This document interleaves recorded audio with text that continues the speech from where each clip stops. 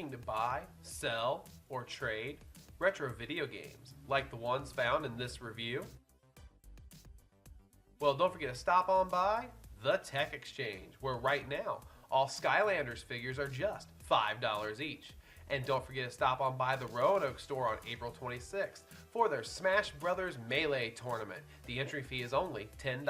That's right, friends. Check out the Tech Exchange in Roanoke and in Richmond, Virginia. Hey, God, you people are watching the Nerdorama Network. Nerf!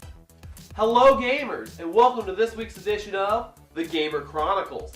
This week, I am reviewing a game that is very near and dear to my heart, and that is Air Combat for the Sony Playstation.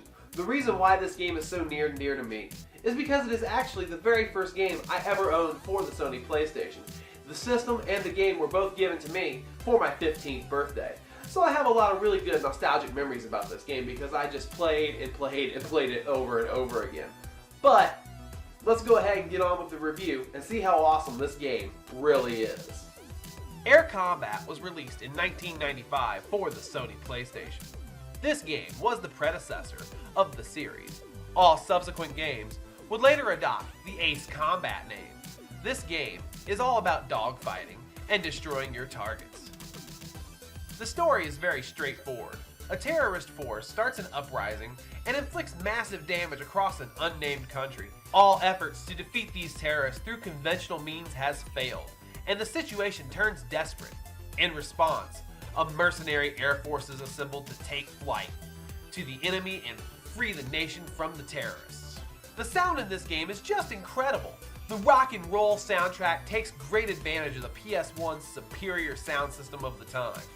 The music only starts off the levels, and after the track finishes, you are left with nothing but the natural sounds of your plane engine and weapons. But by this time, you are so engrossed in combat that you barely notice the music is gone. Here, just listen to a little bit of this to see what I mean.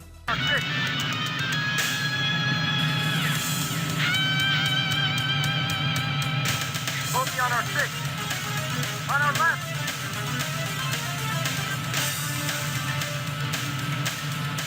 The gameplay is arcade-style dogfighting at its best. You start off the missions by selecting the type of plane you want to fly. I always pick the F-14 or the F-15, just because they are my favorite kind of airplane. One thing I noticed when playing this game is that I found myself still, almost 20 years later, leaning my body into the turns. Like that really helps out with the gameplay. You use the D-pad to move your jet, while the select button changes from first person to third person view. L1 and R1 are used to control the speed of your jet, and the triangle button is used to select your target, while the square button brings up your map. Circle is used to fire your missile, and X is used to fire your machine guns. All these controls are very responsive and make for excellent gameplay. For this game being released in the early PlayStation 1 era, the graphics are absolutely beautiful. They have bright colors and nicely detailed planes and backgrounds. I find this game still to be one of the nicest looking games from this era of PlayStation 1 titles. So, overall, I think Air Combat is still just as fantastic now as it was to me back in 1995. The graphics are great, the sound is great, it plays fantastic. I really can't find anything bad to say about this one. And that about wraps up this week's review. But I have one quick bit of news for you guys. April 25th to the 27th, yours truly will be at RavenCon in Richmond, Virginia. I've been invited to come as a guest, and I'm going to be taking part in about 4 different panels, one of which will be me doing a solo panel. So please, if you can come on out, check it out. It's going to be a lot of fun. RavenCon was great last year. I was there as press, and I had a blast. So if you can make it out, please do. I could always use more of your support. And that really is it this time. Please don't forget to check out my gaming buds over at Third Strike and at One More Castle. And of course, don't forget to subscribe to this channel here and follow me on Twitter at IHaveThePower82. Thank you guys so much for watching. Hope to see you at RavenCon. And game over.